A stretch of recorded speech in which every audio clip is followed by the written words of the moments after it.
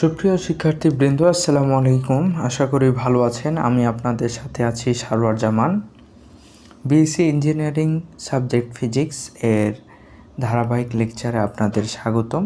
আমি নতুন একটি টপিকস নিয়ে আপনাদের সামনে হাজির হয়েছি, যেটি লেকচার 32। ওকে, আমরা ফেরোম্যাগনেটিজম নিয়ে আজকে বিস্তর আলোচনা করব। ফেরোম্যাগনেটিক ম্যাটেরিয়ালস কি, এর প্রপার্টিজ কি, তারপরে এর ফেনোমেনা কি, স্টেটমেন্ট, সব কিছুই জানবো। ওকে, তো প্রিভিয়াস লেকচারে আপনারা যদি দেখে থাকেন তাহলে তো গুড, আর যদি না দেখে থাকেন তাহলে বেসিক যে আলোচনা করা হয়েছিল, ম্যাটেরিয়ালের 3টা ধরন আছে, ডায়াম্যাগনেটিক, প্যারাম্যাগনেটিক অ্যান্ড ফেরোম্যাগনেটিক, সেটা অবশ্যই দেখে আসবেন। দিয়ে আমরা এখন শুরু করতে যাচ্ছি ফেরোম্যাগনেটিজম বা ফেরোম্যাগনেটিক ম্যাটেরিয়ালস নিয়ে। তো হোয়াট ইজ ফেরোম্যাগনেটিজম? ফেরোম্যাগনেটিক ম্যাটেরিয়ালগুলো হলো কি, যে সমস্ত ম্যাটেরিয়াল বা যে সমস্ত দণ্ড বা পদার্থ কোনো ম্যাগনেটিক বা চৌম্বকীয় পদার্থের সংস্পর্শে নিয়ে আসলে স্ট্রংলি, শক্তিশালীভাবে অ্যাট্রাক্টেড হয়, আকর্ষিত হয়, এবং মূল যে চৌম্বক ক্ষেত্রের বলরেখার দিক এবং ফেরোম্যাগনেটিক ম্যাটেরিয়ালসের বলরেখার দিক একই দিকে হয়, তখন তাকে বা এই কন্ডিশনকে, আকর্ষণকে আমরা ফেরোম্যাগনেটিজম বলি। আর ওই ম্যাটেরিয়ালসগুলোকে ফেরোম্যাগনেটিক ম্যাটেরিয়ালস বলে। সেই ম্যাটেরিয়ালসগুলো হলো আয়রন, নিকেল, কোবাল্ট। তো চলুন কীভাবে আমরা লিখব। When placed in an external magnetic field, যখন কোনো বাহ্যিক বলরেখা, কিসের বলরেখা?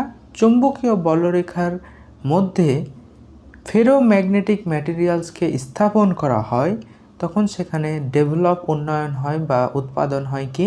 স্ট্রং ম্যাগনেটাইজেশন বা শক্তিশালী চৌম্বকিত অবস্থা সৃষ্টি হয় in the direction of magnetic applied field, অর্থাৎ যে ম্যাগনেটের ফিল্ড যেদিকে, সেই দিকেও কিন্তু ফাইনাল ডিরেকশন বা দিক নির্ণীত হয়।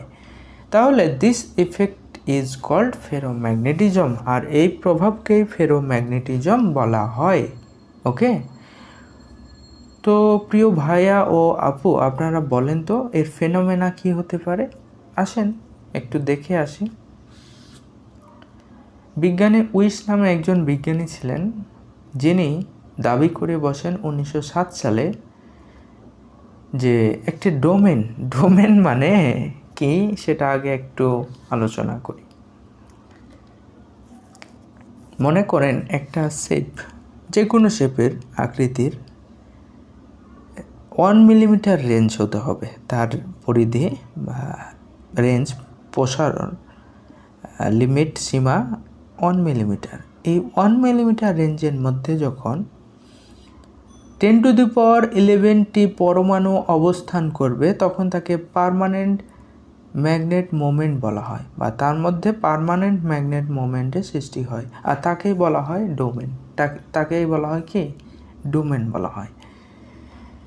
তো লক্ষ্য করি, ইন 1907 খ্রিস্টাব্দে উইস প্রপোজ ডোমেন থিওরি 2, অর্থাৎ এই থিওরিকেই ডোমেন থিওরি তিনি প্রস্তাব করে বসেন টু এক্সপ্লেন, ব্যাখ্যা করেন ফেরোম্যাগনেটিজম।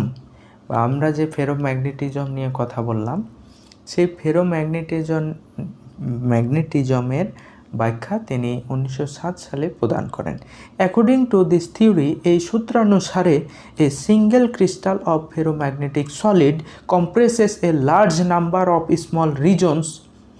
বলা হচ্ছে যে একটি সিঙ্গেল, একক ক্রিস্টাল অফ ফেরোম্যাগনেটিক সলিড, মানে কোনো ফেরোম্যাগনেটিক ম্যাটেরিয়ালের বৈশিষ্ট্য কিন্তু সে শুধু সলিড কন্ডিশনে থাকবে, নট লিকুইড, নট গ্যাসেস।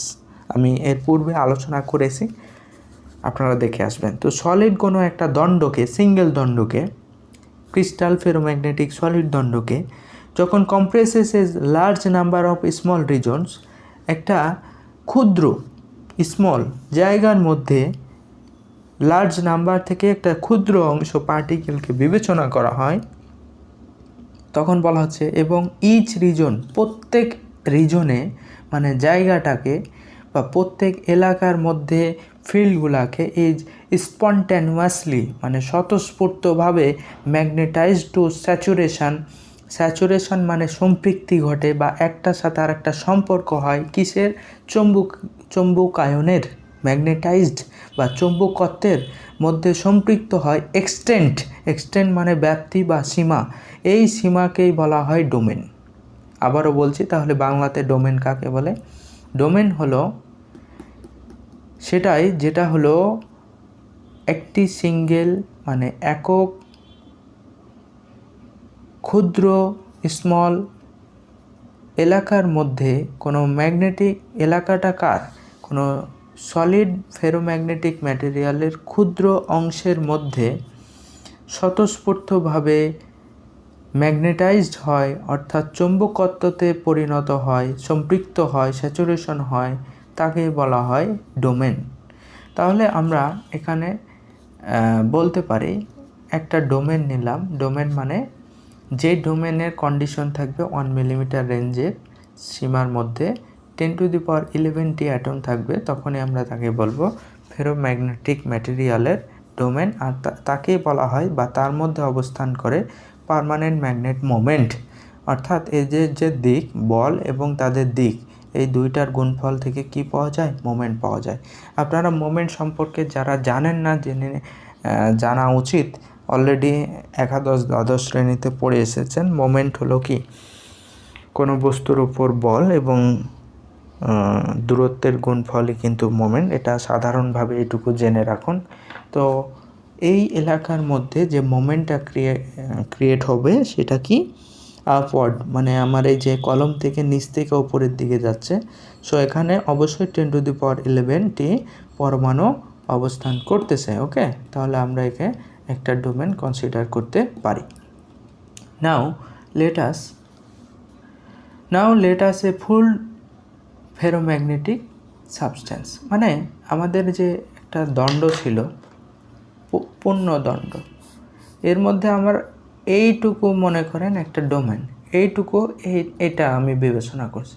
তো এখানে তো আরও অনেকগুলো ডোমেন সৃষ্টি হতে পারে কি না? শূন্য। তো দেখেন এখানে অনেকগুলো কি ডোমেন সৃষ্টি হতে পারে না? তো তাদের ডিরেকশন কি? একটা এইদিকে যাচ্ছে, একটা নিচের দিকে যাচ্ছে, একটা উপরের দিকে যাচ্ছে, একটা এই যে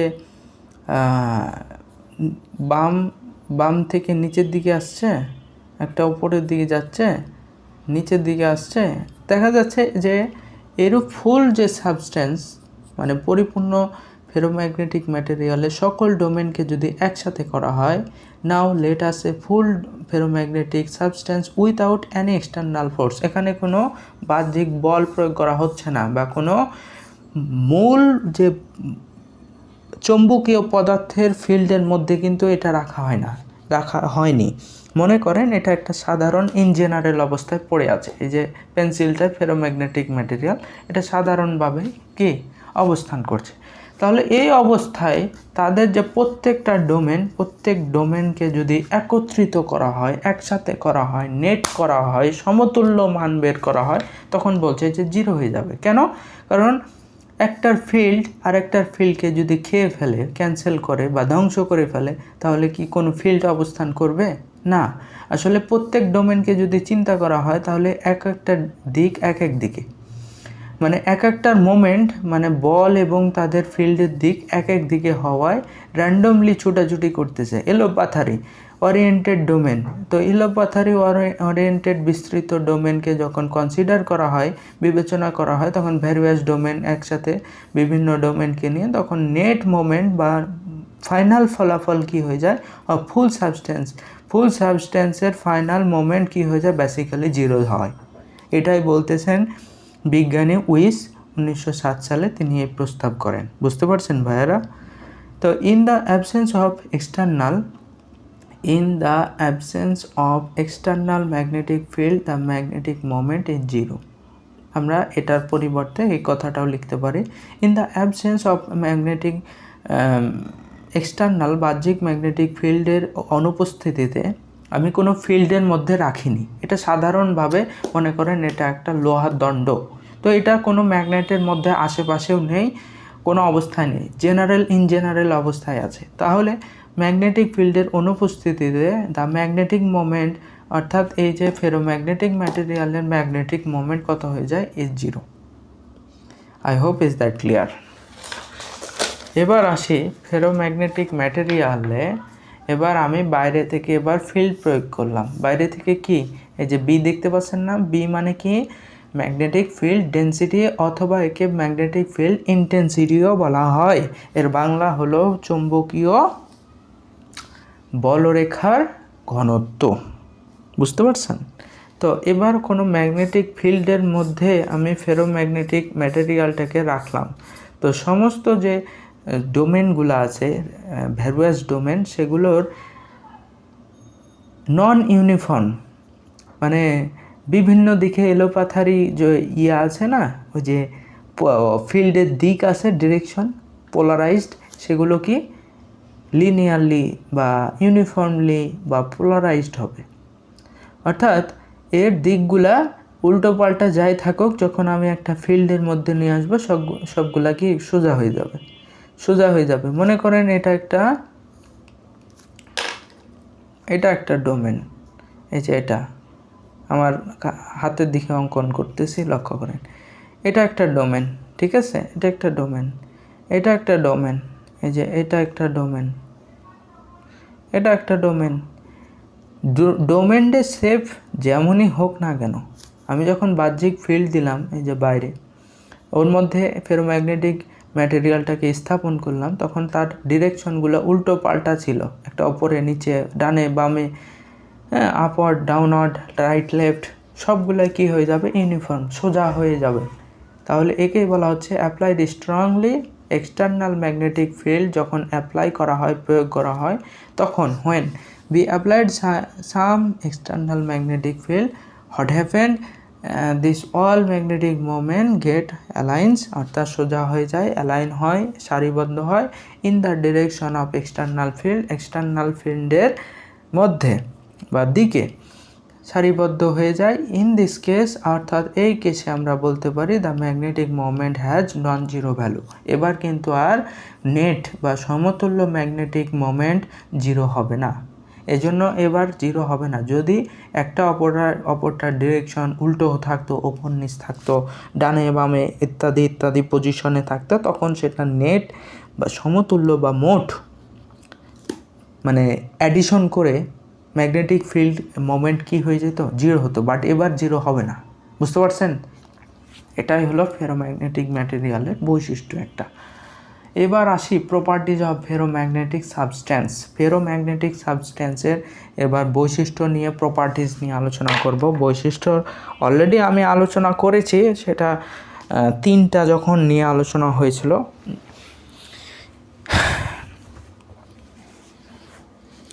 ডায়াম্যাগনেটিক, প্যারাম্যাগনেটিক, ফেরো। বাট এবার যেহেতু আমি স্পেসিফিকভাবে ফেরোম্যাগনেটিক নিয়ে আলোচনা করছি, সো আপনারা এইভাবে লিখবেন যে নাম্বার 1, ওই যেটা সংজ্ঞা দিয়েছিলাম প্রথমে এই লেকচারের প্রথমে, সেটা এখানে কপি করবেন। এই যে when placed in an external magnetic field, এটাই প্রথম পয়েন্ট হিসাবে লিখতে পারেন, প্রপার্টিজ হিসাবে। সো বলবেন when placed in an external magnetic field, a ferromagnetic materials develops strong magnetization in the direction of applied field, iron, cobalt, nickel. Now second is the magnetic susceptibility হলো সংবেদনশীলতা। ওকে, আমরা আলোচনা করব পারমিয়াবিলিটি, সাসেপ্টিবিলিটি নিয়ে। তো এইটুকু মনে রাখেন যে ম্যাগনেটিক সাসেপ্টিবিলিটি অফ ফেরোম্যাগনেটিক সাবস্ট্যান্সের মানে কোনো দণ্ড বা পদার্থের সংবেদনশীলতা কি হয়, ইজ পজিটিভ হয় অ্যান্ড লার্জ সাসেপ্টিবিলিটি রেঞ্জ, এবং লার্জ হয়, পজিটিভ হয় এবং লার্জ হয়, যেটা আমরা জানি। কারণ কোনো ম্যাগনেটিক ম্যাটেরিয়ালের মধ্যে ফেরোম্যাগনেটিক ম্যাটেরিয়াল স্থাপন করলে সেগুলো উইক ফিল্ড থেকে স্ট্রং ফিল্ডের দিকে আসে, মান পজিটিভ হয়, কারণ তারা অ্যাট্রাকটিভ হয়, আকর্ষণধর্মী হয়, ঠিক আছে। এবং এই যে সাসেপ্টিবিলিটি, ফেরোম্যাগনেটিক ম্যাটেরিয়ালের সাসেপ্টিবিলিটি রেঞ্জ পরিসর হয়ে দাঁড়ায় 1000 থেকে 10,000-এর মধ্যে, ঠিক আছে। ম্যাথমেটিক্যালি একে যখন এক্সপ্রেশন করা হয় তখন এর নাম হলো গ্রিক লেটার কাই। এর নাম কি? গ্রিক লেটার কাই। এটা এক্সের মতো দেখতে, কিন্তু এটা এক্স না। এই যে আমি সোজা দাগ দিয়েছি, তারপর এরূপ বাঁকা করে দেওয়া হয়েছে, ঠিক আছে। তো কাই হলো কাই কয় আকার রসই লিখতে পারেন, মানে CHI, নেম হলো CHI, ওকে। অনেকে মানে ছাইয়ের মতো প্রনাউন্স করে, আপনার যেটা খুশি বলতে কাই বলা হয়, আবার ছাই বলা হয়, ঠিক আছে। তো এই কাই ইকুয়ালস টু M/H। এম হলো ম্যাগনেটাইজেশন অফ দ্য সাবস্টেন্স, অর্থাৎ যে ফেরোম্যাগনেটিক ম্যাটেরিয়ালসের ম্যাগনেটাইজেশন বা চৌম্বকত্ব কত, সেটা এম দ্বারা কাউন্ট করা হয়। আর এইচ হলো দ্য ম্যাগনেটিক ফিল্ড স্ট্রেংথ বা ম্যাগনেটিক ফিল্ড ইন্টেন্সিটি, ফিল্ডের শক্তি কতটুকু, সামর্থ্য কতটুকু, তীব্রতা কতটুকু, সেটা হলো এইচ। তো M/H দ্বারা যখন ভাগ করা হয় তখন যে ভগ্নাংশ পাওয়া হয় বা মান পাওয়া হয় তাকে কাই দ্বারা প্রকাশ করা হয়। তো এম এর মানটা এইচ থেকে বা ম্যাগনেটিক ফিল্ড স্ট্রেংথ থেকে অনেক বড় হয়ে থাকে, তাই এম গ্রেটার দ্যান এইচ। এটা একটা হলো ফেরোম্যাগনেটিক ম্যাটেরিয়ালের বৈশিষ্ট্য। 3 নাম্বার, দ্য রিলেটিভ পারমিয়াবিলিটি এর অর্থ হলো ভেদনযোগ্যতা বা ভেদন ক্ষমতা। Relative permeability of ferromagnetic substance, কোনো ফেরোম্যাগনেটিক ম্যাটেরিয়ালসের বা সাবস্টেন্সের রিলেটিভ পারমিয়াবিলিটিও পজিটিভ হয় এবং লার্জ হয়, এই যে কাই দেখতে পাচ্ছেন না, এটা হলো এম ম্যাগনেটিক কাই, ঠিক আছে। তো এই কায়ের সাথে 1 যোগ করবেন, 1 যোগ করে দিলেই সেটা রিলেটিভ পারমিয়াবিলিটি পাওয়া যাবে। আবারও বলছি, এই যে কাই হলো সাসেপ্টিবিলিটির সাথে যখন 1 যোগ করবেন তখন সেটা কি হয়ে যাবে, রিলেটিভ পারমিয়াবিলিটিতে পরিণত হবে। খুবই সহজ ব্যাপার, মজাদার। And 4th number condition, when ferromagnetic substance heated. আপনি এখন ফেরোম্যাগনেটিক সাবস্টেন্সকে যত তাপ দিয়ে গরম করবেন তার ম্যাগনেটিক ফিল্ডগুলো তত হ্রাস পাবে, অর্থাৎ তার আকর্ষণ যে ক্ষমতা সেটা কি আস্তে আস্তে ডিক্রিজ হবে। তো ডিক্রিজ হওয়ার কারণে তখন কি হবে, তখন যে সাসেপ্টিবিলিটি বা সংবেদনশীলতা পাবেন সেটা কমে যাবে। তো কি কমবে, এই যে সি থেকে কিউরিক টেম্পারেচার, মানে পূর্বের মান থেকে আপনার যখন একটা টেম্পারেচার বাড়ালেন তখন দেখা গেল যে টেম্পারেচার পার্থক্য হলো। তো ফাইনাল থেকে আপনার কিউরিক অবস্থার টেম্পারেচারকে বাদ দিয়ে একটা ভ্যালু পাবেন, যে ভ্যালুকে প্রাথমিক অবস্থায় সাসেপ্টিবিলিটি থেকে আপনি ভাগ করলেন। তো ভাগ করার পরে যা পাবেন সে মানটা কি, মূল কাই থেকে এই কায়ের মান ছোট হবে। তো দেখা যাচ্ছে যে when ferromagnetic substance heated, it lose it magnetization and at a certain point, মানে কোনো একটা নির্দিষ্ট পয়েন্টে ইট বিহেভ, আচরণ করে লাইক প্যারাম্যাগনেটিক ম্যাটেরিয়াল। আপনি একটা নির্দিষ্টভাবে তাপমাত্রা বাড়াচ্ছেন, সেটা কি কিউরিক টেম্পারেচার পর্যন্ত মান বাড়াতে আছেন, এমন এক অবস্থা হবে যে স্ট্রংলি অ্যাট্রাক্টেড ম্যাটেরিয়ালই একসময় এই প্যারাম্যাগনেটিকের মতো, মানে দুর্বল আকর্ষণের ম্যাটেরিয়ালে পরিণত হবে। একমাত্র কারণ হলো টেম্পারেচার রাইজ করা।